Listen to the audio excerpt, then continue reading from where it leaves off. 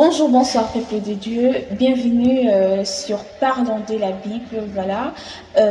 J'ose croire que vous êtes bien portants dans vos demeures par la grâce du Seigneur, comme tel est notre souhait aussi. Je ne peux pas commencer cette émission ainsi sans pour autant remercier les bons dieux. Il a permis à ce que nous puissions être là au-devant de vous aujourd'hui. Alors, laisse que la gloire et la louange lui reviennent, le maître des temps et des circonstances. Alors, aujourd'hui, sur ces plateaux, je ne suis pas seule. Je suis accompagnée de l'homme de Dieu, le Berger Grâce. Bonjour, Berger Grâce. Bonjour, maman Francisca. Comment allez-vous, Berger? Grâce sur grâce, on est en vie. Ok, nous sommes encore une fois très heureuses de vous accueillir sur notre plateau. Comment vas-tu? Ok, Berger. Berger, aujourd'hui, j'aimerais que nous puissions parler sur un thème un peu plus particulier, le mystère après la mort. S'il vous plaît, Berger, qu'attendez-vous par la mort? Expliquez-nous. Alors, la mort a plusieurs définitions selon la Bible. Oui. Genèse chapitre 3,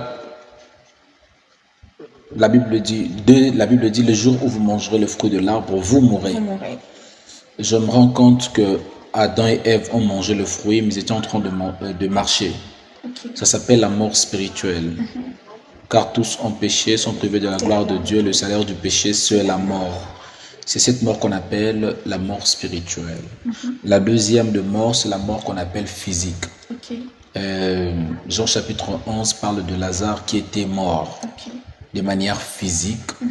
Et la troisième mort qu'on appelle la mort en Christ. Voilà. La Bible dit, vous qui étiez morts en Christ par votre offense, ça veut dire qu'il y a trois sortes de morts. Maintenant, nous sommes, comme vous allez parler de la mort, après le mystère après la mort, je pense qu'on peut toucher maintenant la mort physique, Voilà. parce qu'il y a tout Exactement. un mystère Ouais. qui se cache là-bas. Ok. Merci pour cette réponse, Berger. Et après, la question suivante est de savoir qu'est-ce que l'éternité? Alors l'éternité, je dirais que c'est la vie que Adam a perdue. Ok. Parce que la Bible déclare, avant que tu sois formé dans le ventre de ta mère, je te connaissais et je t'avais établi prophète. La question à se poser, où est-ce que Dieu avait établi prophète Jérémie avant que tu sois formé dans le ventre de sa mère? Ça veut dire Jérémie avait existé avant, là où on appelle l'éternité. Nous venons de l'éternité et nous rentrons dans l'éternité. Ça veut dire l'éternité, pour moi, je dirais, c'est cette vie éternelle que Adam avait perdue. Ok. Parce que Jésus a dit, il est venu, car Dieu a tant aimé le monde, il a donné son Fils unique, afin quiconque croit en lui ne périsse point, mais qui ait la vie éternelle. L'éternité est éternelle, il y a quelque chose de similaire en ça. On ne peut pas parler de l'éternité si on ne comprend pas qu'on sera éternel. Le Dieu qui vit dans l'éternité est éternel. Nous avions perdu cette éternité après la mort. Permettez, je pense que les théologiens comprennent comment je suis en train de répondre de manière un peu profonde de la parole de Dieu. Ok. L'éternité, je dirais, nous avait visité. Ok. Mais on n'a pas compris cela. Jésus est l'incarnation de l'éternité. Ok. Alors, c'est lui qui est le pou, qui est venu nous chercher, nous qui étions perdus, et nous ramener à la maison. C'est similaire avec l'histoire de... on l'appelle comment l'homme qui avait demandé l'argent, l'enfant prodige. La Bible dit quand il a péché, il était loin de son père. Et le jour où il était rentré dans la maison, il y avait une fête. La Bible dit il y a la joie dans le ciel lorsque une âme s'y répand. L'éternité, c'est cette vie que nous avions perdue et que nous aurons en Christ après la mort. Maintenant, il y a des choses à savoir après la mort. Voilà, exactement, Berger. Y a-t-il un mystère caché après la mort? Exactement. Après la mort, il y a des choses. Je parle de la mort physique. Voilà. Après la mort, il y a des choses extraordinaires qui se passent. Je vais essayer en paix maintenant de développer cela. Jésus, avant de partir, il a libéré une chose avec les voleurs très important. Il dit, aujourd'hui, je serai avec toi au paradis. Ah non. Tu meurs, on va t'enterrer. Non. Du paradis. Tu seras avec moi au paradis. Seigneur. Jésus, tu nous compliques. Okay. Jésus, vraiment, ça n'entre pas. Okay. Tu n'as pas dit après 3 jours. Mais tu as dit aujourd'hui. Il sera avec moi, la personne, c'est-à-dire le voleur, au paradis. Ou tu seras avec mon paradis.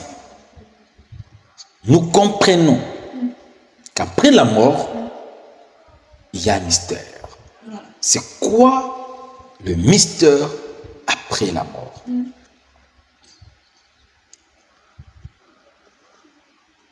Un homme, permettez-moi de parler un peu lentement, qui s'appelait Samuel.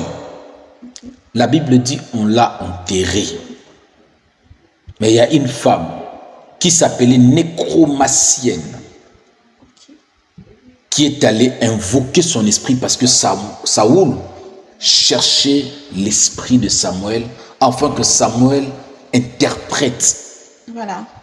Je veux dire, Samuel donne la prophétie ou qu'il puisse l'aider à comprendre pourquoi Dieu ne lui parle pas. La Bible dit Samuel, je suis dans 1 Samuel chapitre 28. Quand Samuel est sorti, la Bible dit, Samuel a dit, pourquoi tu es venu me déranger dans mon repos? Ah non. Okay. Je ne crois pas qu'ils étaient allés dans le cimetière de Samuel. Voilà.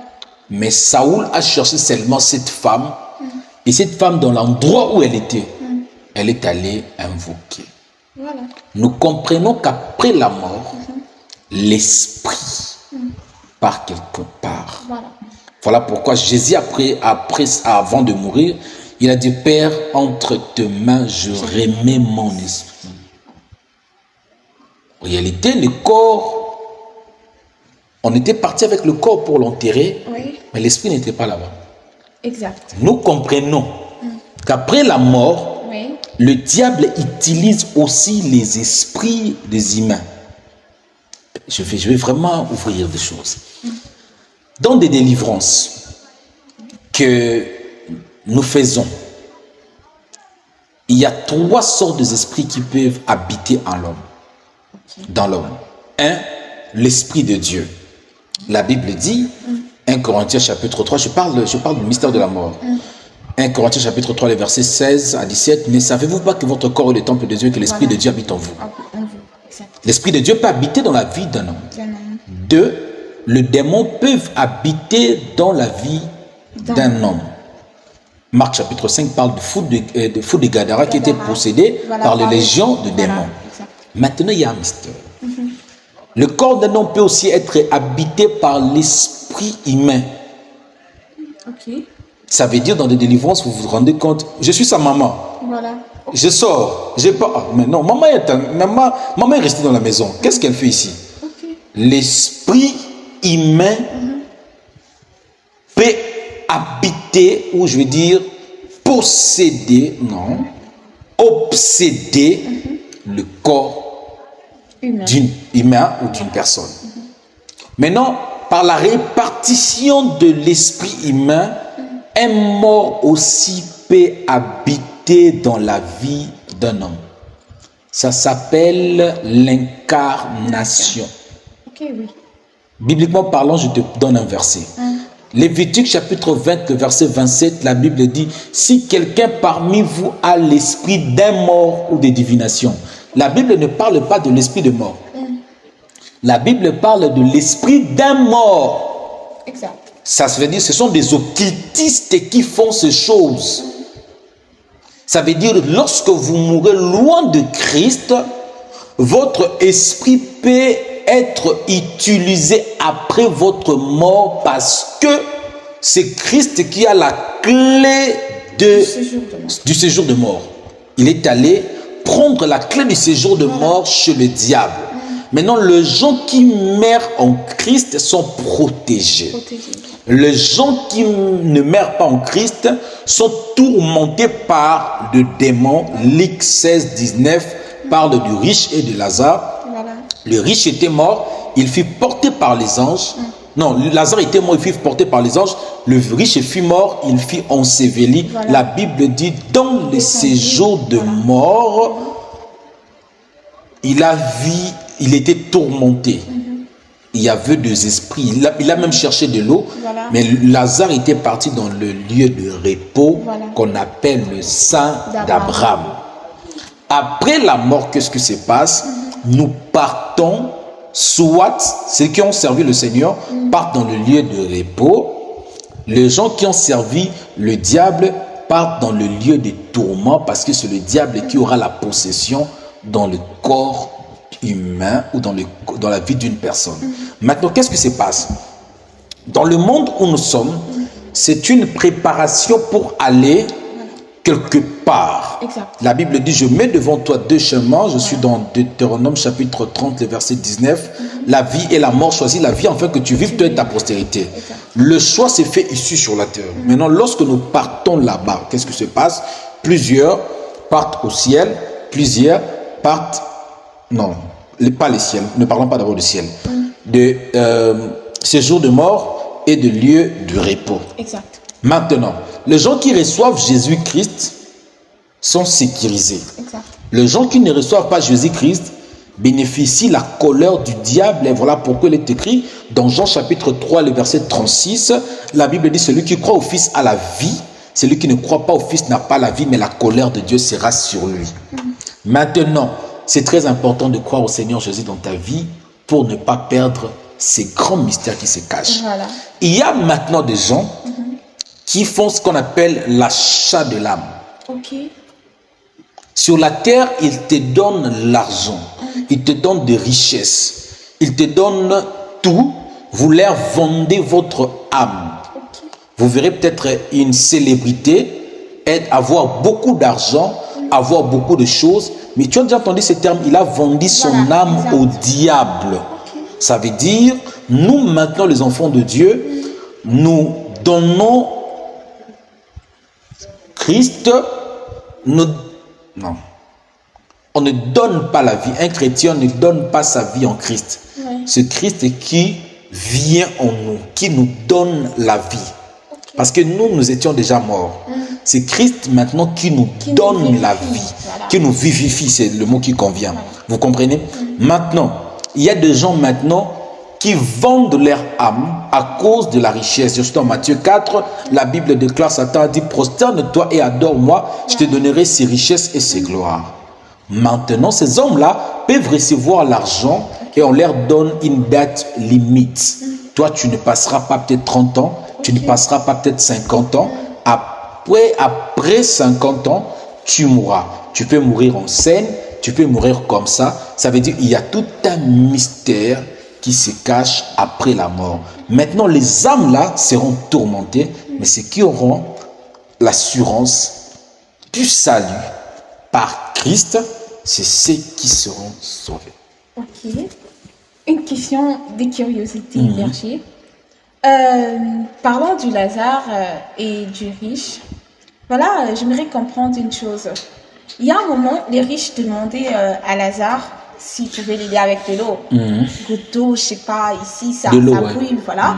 Et Lazare a répondu, dès là où je suis et dès là où tu es, il y a une grande distance qui nous sépare, voilà, peut-être que je peux pas. En parlant de cela, j'aimerais comprendre aussi les séjours de mort et les lieux du repos, où ça se situe en fait. Les lieux du repos, c'est au ciel ou c'est sur la terre? Parce qu'on déjà il disait l'écart qu'il y a entre l'endroit où je suis et l'endroit où tu es. Où se situent les lieux de tourment et où peut se situer les lieux du repos? Nous allons comprendre là où se trouve le lieu de repos. C'est bon? Du repos. Voilà. 1 Samuel chapitre 28.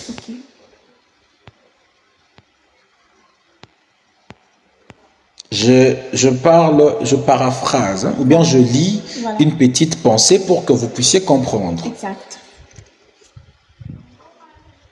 Là, la femme est en train d'appeler l'esprit de Samuel. Samuel qui était déjà mort. La femme, attends.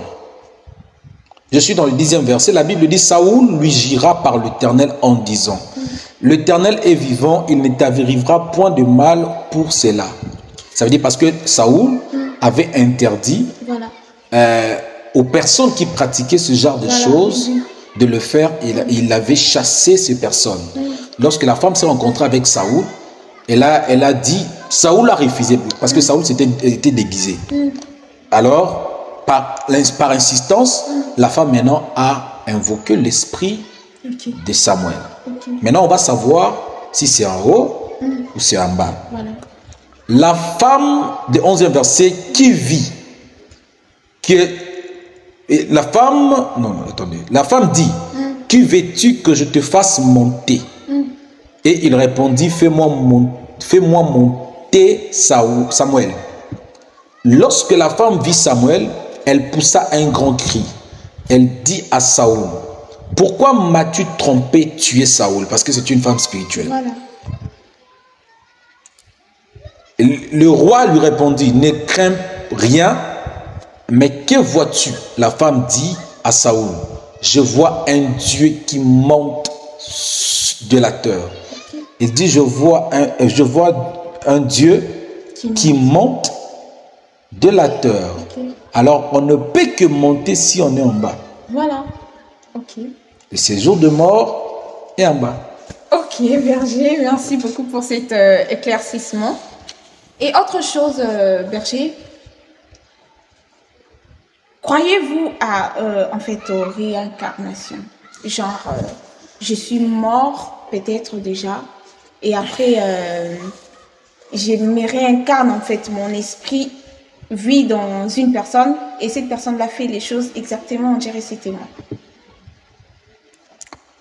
En étant C'est chrétien la possession ou bien et c'est en vraiment- lisant la Bible, on doit d'abord comprendre c'est quoi la réincarnation. Exact. La réincarnation, c'est vivre, mourir et revivre quelque part. La pensée de gens qui parlent de la réincarnation. Voilà. Maintenant, ce que vous êtes en train de parler, c'est l'incarnation. Voilà, oui. Exact. Un esprit habite, Exact. un esprit qui est mort Ouais. vient maintenant en toi. Maintenant, la Bible dit si quelqu'un parmi vous a l'esprit d'un mort, Ouais. on comprend que le mort peut habiter aussi dans la vie des vivants. Mais nous laissons être portés, je veux dire, être habités par le Saint-Esprit. Maintenant, la réincarnation, moi personnellement, et en lisant ma Bible, je me suis rendu compte que je ne croirais jamais à la réincarnation. Parce que il y a des gens qui prennent certaines pensées ou certains versets ou certaines histoires de la Bible pour dire que Élie avait dit qu'il reviendra encore. Ok. Jean-Baptiste est venu, on a dit c'était Élie. Non. L'idée, c'était l'esprit d'Élie, en d'autres termes, la même fonction qu'Élie faisait, la même image qu'Élie avait, et c'était similaire à cela. Vous comprenez de quoi je parle? Voilà. Parce que si vous voulez me dire que Élie était revenu, je vous poserai la question de me montrer la mère d'Élie, les enfants d'Élie et la tombe d'Élie. Pourquoi? Parce qu'on ne peut que parler de la réincarnation si quelqu'un meurt Exact. et revivre. Il y a des gens qui disent, je meurs ici, j'irai vivre à Mbandaka, j'irai vivre en France. Non, ça n'existe pas. L'auteur des Hébreux m'a donné raison. Hébreux chapitre 9, 26 ou 27, la Bible dit, il est réservé à l'homme de mourir une seule fois, après quoi vient le jugement. Maintenant, si vous croyez, ou si nous croyons que la réincarnation existe, tu seras jugé en fonction de quelle vie? La première vie, la deuxième vie, la troisième vie ou la quatrième vie. Voilà. La réincarnation n'est pas biblique. Petite rétrospection, Virginie. Vous venez de dire tout à l'heure, avant déjà de répondre à la question de la réincarnation, vous avez parlé de la façon dont la femme avait invoqué l'esprit de Samuel, tout ça là. Et si je me rappelle bien, une partie de la Bible dit que il n'y a pas de relation entre le mort et les vivants. Comment ça se fait que une personne peut invoquer un mort et voilà, le mort s'est manifesté aussi, alors qu'il n'y a pas des relations? La personne qui pratique cela est dans les péchés ou c'est, comme d'autres personnes disent, il y a des dieux noirs, tout ça là, c'est pas un problème, on peut invoquer ton frère mort, c'est pas un problème, et d'autres disent que non, c'est un péché, on peut pas le faire. Mais pourquoi d'abord Dieu, dans sa souveraineté, peut permettre à ce qu'un esprit qui est déjà mort et qui se trouve peut-être dans le lieu de repos, permettre à cet esprit-là de venir juste parce qu'on l'a invoqué quelque part? C'est comme Samuel. Samuel, on doit dire que Samuel était dans les lieux du repos avec Dieu parce que la femme avait témoigné, je vois un petit Dieu qui monte. Mais comment une femme nécromancienne peut aller invoquer l'esprit d'un Dieu qui montait sur terre pour ces raisons? Les amis, il faut acclamer pour la sœur. Elle a posé une question pertinente et importante. Merci, Berger. D'abord, l'esprit ne meurt pas. Ok. C'est de 1. C'est le corps qui retourne à la poussière. À la poussière. L'esprit est éternel. Deuxième élément. On ne peut qu'invoquer l'esprit de Samuel si Jésus-Christ n'est pas venu, c'est parce que le diable contrôlait les âmes de tout le monde. Okay. Quand Christ est venu, il a maintenant pris la clé de l'abîme. Ça veut dire Satan avait la clé du séjour de mort. Il fallait que Christ meure et ressuscite. Ensuite, il lui donne maintenant la responsabilité à Christ. Voilà. Maintenant, il y a des gens qui pratiquent ces histoires et qui continuent de les pratiquer, qui refusent de servir le vrai Dieu. Okay. La Bible dit, je pense que c'est dans Ésaïe chapitre 8, le verset 19, qu'on ne trouve pas chez vous les gens qui invoquent le mort. Il y a des gens qui font ces choses. Parce que Dieu n'oblige pas les gens à les servir. Mais Dieu nous propose de lui servir. Car Dieu a tant aimé le monde, il a donné son Fils unique. Enfin, quiconque croit en lui. Ce n'est pas une obligation, c'est une proposition, une sollicitation à la vie éternelle. Okay. Maintenant, il y a des gens qui font ces pratiques et ils le font aux personnes qui n'ont pas Jésus-Christ dans leur vie. Okay. C'est comme si on est en train de dire, pourquoi les gens pratiquent la magie? Dieu est puissant. Pourquoi les gens font certaines choses? Parce que Dieu est puissant. En fait, dans le monde, je vais vous dire des choses. Voilà. La Bible dit,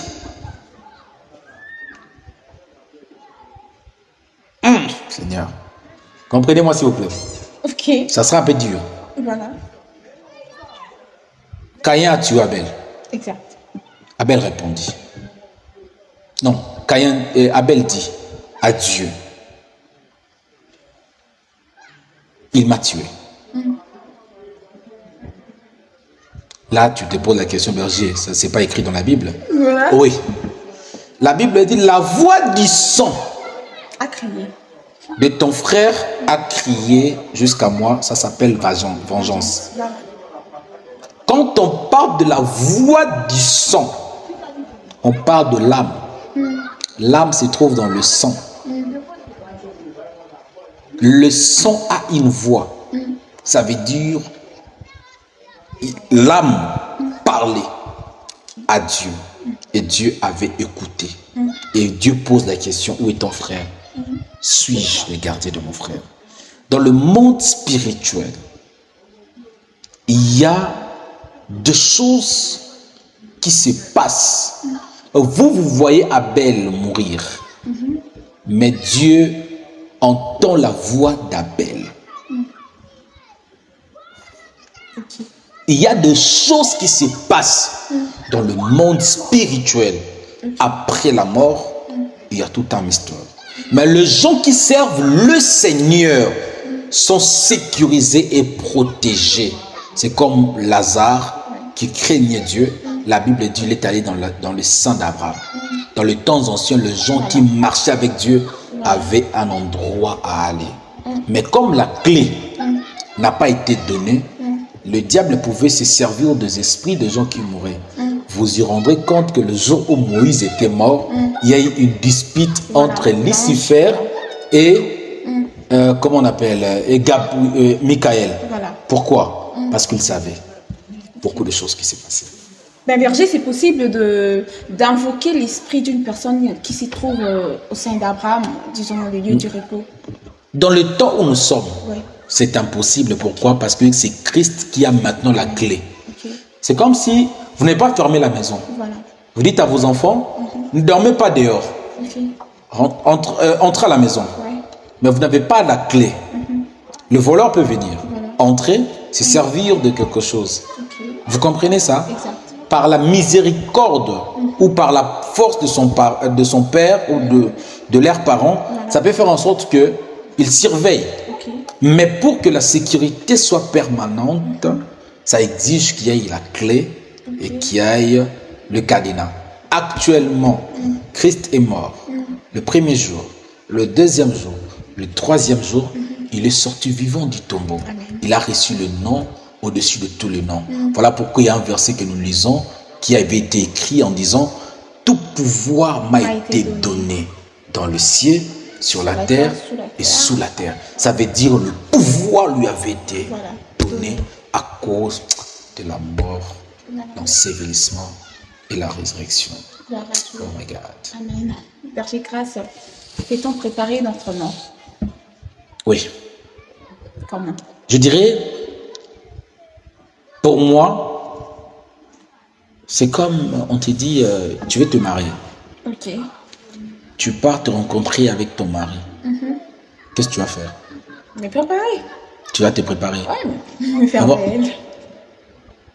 Ce que nous voyons comme mort est une rencontre avec celui qui a voyagé depuis longtemps, qui est peut-être en Europe. Il nous dit, j'ai envie de te marier. Ça fera comment? La joie. Vous savez ce qu'on appelle la noce de l'agneau? Ou la noce de l'époux, je ne sais pas si j'ai oublié. Alors, la mort pour nous est une rencontre extraordinaire. Ah non, j'attends ce jour.